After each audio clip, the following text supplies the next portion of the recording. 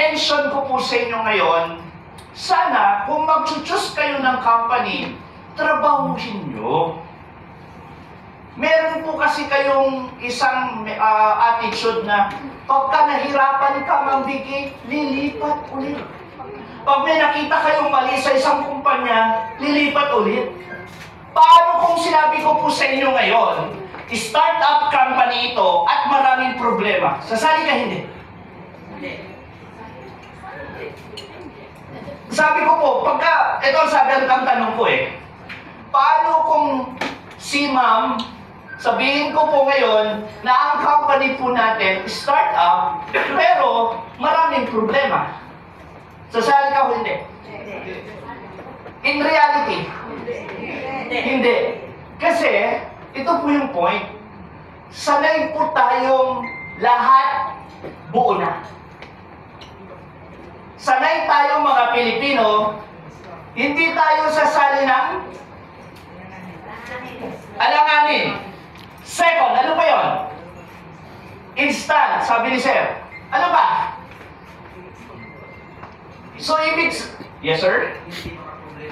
O, yun. Takot yun sa problema. So, ibig sabihin, kung papasok po kayo ng company, siguraduhin mo muna.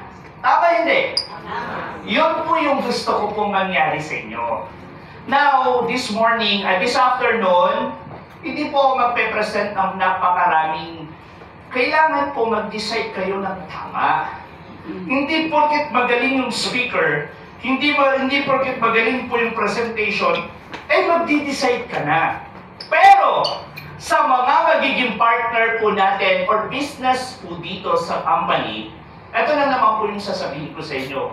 Magsisimula tayo ng tamang disiplina at tamang negosyo para naman kahit papano meron kang iuuwi sa bahay. Hindi na milyon-milyon Ang problema, pagka pinakitaan ko kayo ng milyon, grab agad. Tama? Take note, ako po ay Filipino-Japanese. Now, kung Filipino-Japanese po ako, bakit po ako nasa network? Number one, ang business of network marketing lang po ang alam kong makakatulong sa tao.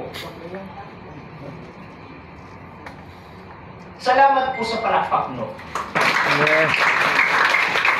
Okay, hindi ko pa patagal. Can you show the video?